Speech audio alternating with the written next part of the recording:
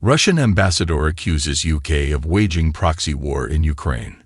Andrei Kelin says by providing weapons Britain is killing Russian soldiers and civilians. Moscow's ambassador to London has said the UK is waging a proxy war against Russia, while predicting the end of Ukraine as Russian invading forces make deeper advances into the country. In an interview with the BBC, Andrei Kelin said Ukraine continued to fight but claimed the resistance is more feeble and feeble. Russian troops, he said, were gaining more terrain every day, adding, "The end of this phase will mean the end of Ukraine." Russia is thought to control about 18% of Ukraine and has been making slow but steady advances over the last year. Line in Ukraine. Read more. Kelin also described the conflict as a proxy war led by the United Kingdom's government, which by providing weapons is killing Russian soldiers and civilians. The comments came as Ukraine's president, Volodymyr Zelensky, renewed his appeal to Western countries for air defense systems after Russian missile strikes on the central city of Kryvyi Rih late on Saturday wounded 17 people, according to Ukrainian officials. Ukraine is losing its territory in its eastern Donbas region to Russia's invading forces, while coming under sustained bombardment, but has yet to convince Western allies to provide it with long-range missiles to strike Russian military targets.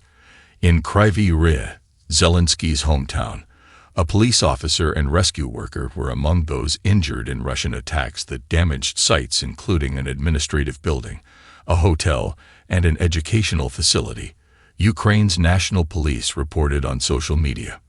The regional governor, Serhiy Lysak, said later that 15 apartment buildings, stores, a cafe, a church, office spaces, a bank branch, and a gas pipeline had been damaged in the city. In a social media post on Sunday, Zelensky said that in the last week Russia had used more than 20 missiles of different types, about 800 guided aerial bombs, more than 500 varying strike drones against Ukraine. Ukraine needs more air defense systems and long-range capabilities. I am grateful to all partners who understand this and support us, he wrote on X. His post was accompanied with a 47-second video showing numerous smashed-up cars, burning buildings, and bombed-out homes in 7 Ukrainian regions, described as the result of a week of Russian attacks. Meanwhile, the Russian Defense Ministry said that 110 drones were destroyed in an overnight barrage against 7 Russian regions. Many targeted Russia's border region of Kursk, where 43 drones were reportedly shot down, but others appeared to go much further. Gleb Nikitin, the governor of Nizhny Novgorod, a city 250 miles, 250 kilometers, east of Moscow, wrote on Telegram that 4 fighters had been lightly injured repelling a drone attack over an industrial zone, and were later discharged. He did not go into further details. The Associated Press news agency reported that social media footage appeared to show air defenses at work over the city of Dzerzhinsk in the Nizhny Novgorod region, close to a factory producing explosives. In Kiev, officials reported that about 10 drones were destroyed near the capital, with no known destruction or injuries. Visiting Kiev on Saturday, France's Foreign Minister, Jean-Noël Barrot, pledged support for Ukraine's plan for ending the war with Russia, telling reporters he would work to secure other nations' backing for the proposals. Outlining his victory plan this week, Zelensky called for an immediate invitation to join NATO to guarantee Ukraine's security, but Western allies have given a guarded response.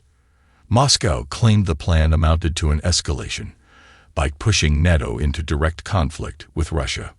Russia's ambassador to the UK was speaking to the BBC after the opening of a public inquiry into the death of Dawn Sturgis.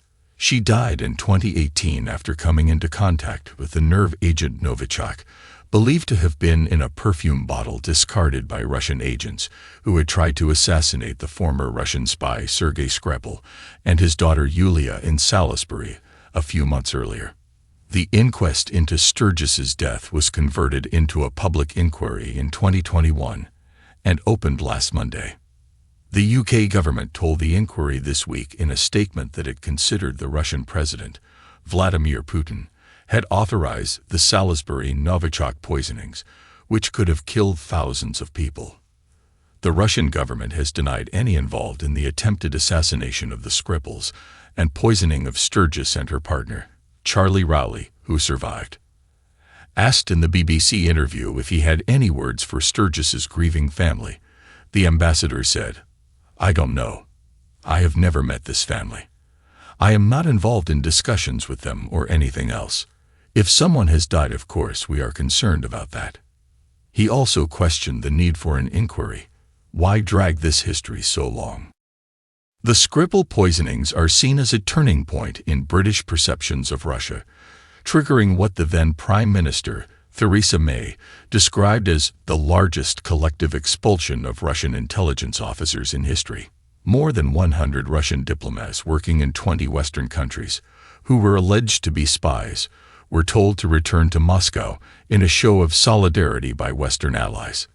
In the midst of a rapidly escalating geopolitical conflict, Andrei Kilin, Russia's ambassador to the United Kingdom, issued a stern warning that rattled diplomatic circles worldwide. In a highly charged interview with the BBC, Kilin accused the UK of waging a proxy war against Russia in Ukraine, an assertion that intensified already tense relations between Moscow and London. Kilin's claims were not only provocative but deeply reflective of Russia's broader narrative in the Ukraine war. His words reverberated with a chilling prediction, one that foresaw the end of Ukraine as Russian forces slowly but steadily advanced into the country's territory.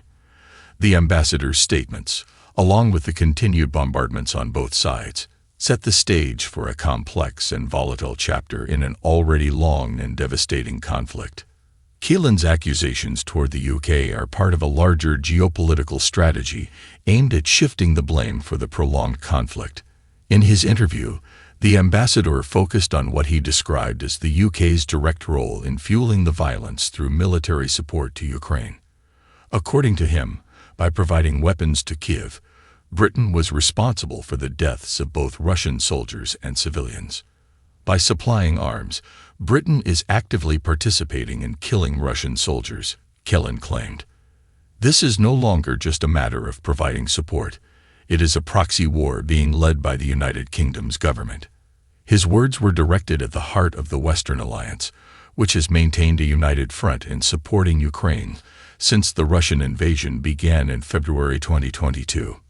Kilin's comments were part of a broader Russian narrative that seeks to justify the ongoing war in Ukraine as a necessary defense against Western aggression. From Moscow's perspective, the conflict is not just a local war with Ukraine, but a larger struggle against NATO and the Western world. Russia has consistently portrayed its military operations as a response to what it sees as Western attempts to encroach on its sphere of influence, with Ukraine at the forefront of this clash. Kilin's remarks crystallized this view, placing the UK in the crosshairs as a key player in what Moscow sees as an existential battle for its sovereignty.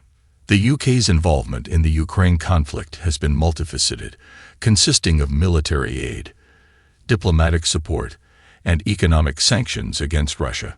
Since the early days of the war, Britain has provided Ukraine with advanced weaponry, including anti-tank missiles, drones, and air defense systems.